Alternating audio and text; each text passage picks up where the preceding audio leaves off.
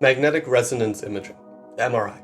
It's a form of diagnosis that's been around for really only 50 years at the most, and yet has managed to become a household name in modern medicine.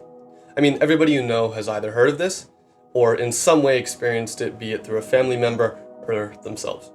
But magnetic resonance imaging, I know what all those words mean, but when you put them together, it doesn't really put a picture in my head.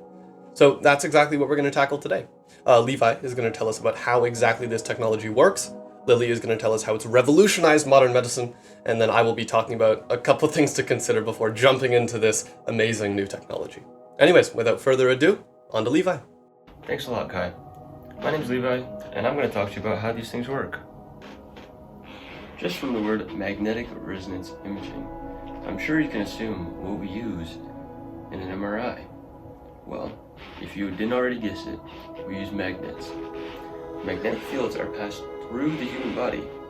One that stabilizes the hydrogens, and a second one that goes on and off and moves them in and out of their placements. As a hydrogen moves out of its placement, it gains magnetic potential energy. And as it moves back, that energy gets lost and turned into thermal energy, otherwise known as heat. Special heat-seeking cameras detect this energy and turn it into images like this that I'm sure you've seen. Now, since the compound most important in the human body, water, contains a lot of hydrogen, those bright spots are commonly thought of to have the highest concentrations of water in the body, and the dark spots have the least concentration. These areas of high concentrations of water can tell doctors so much about a patient. But I'll let you talk to Lilly, who will tell us all about the amazing things MRI can provide. Thank you. Hi. Now that my colleague has discussed the overall structure and science that's behind an MRI, I'm going to go through some of the positive impacts and benefits that come with it. So I'm going to talk about an MRI as well as the functional MRI. Now, an MRI and functional MRI as well are non-invasive techniques, meaning there's no procedures, so there's no unnecessary risk to the human life. Another benefit is that it does not use ionization energy, so as my colleague discussed with you, it uses magnetic fields, so that reduces our exposure to radiation, which is just overall safer. It has the ability to image any part of your body, so there's no constrictions or restrictions, so what can be imaged. It also provides a clear differentiation between types of soft tissues. So when we got an MRI, we were able to accurately provide tumor evaluations, which led to earlier diagnoses and things like that. Now, moving on from an MRI into the fMRI. As an MRI maps tissues, an fMRI is able to map and measure the activity of your brain. So, for example, when someone is having a stroke, the standard MRI is able to make the initial diagnosis and even predict some strokes, while the fMRI has the ability to see and understand how the brain will reorganize itself after the stroke. It also helps and benefits doctors when it comes to developing a rehabilitation plan. And now for the final benefit, we can go into the ethical impact. So this is towards animal testing, and this is something people don't really think about often.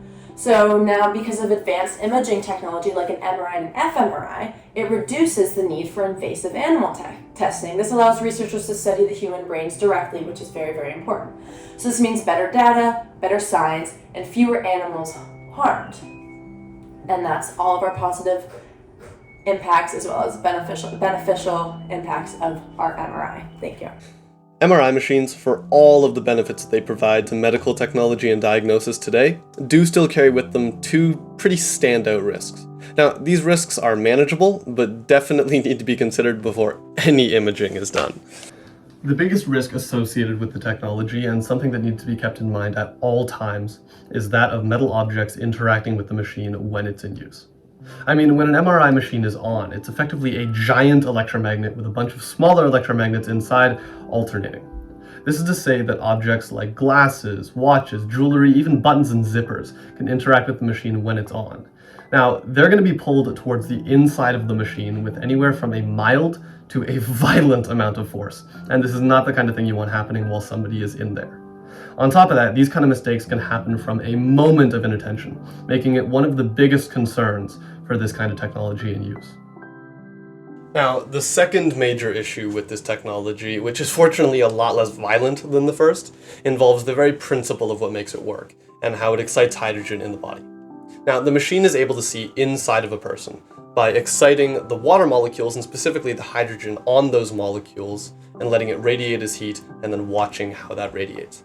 Now, this is great for the imaging, but you can kind of see how radiating heat into the surrounding tissue might cause issues. Like, I don't want to say it's microwaving a person, but it's kind of microwaving a person. In semi-rare cases, some people taking MRIs have experienced burns as bad as second degree, but fortunately that only really happens with longer MRIs, and even then is decently rare, so you don't have a whole lot to worry about, but it's definitely something to keep in mind before just giving these to anybody. Anyways, that brings us back to Levi.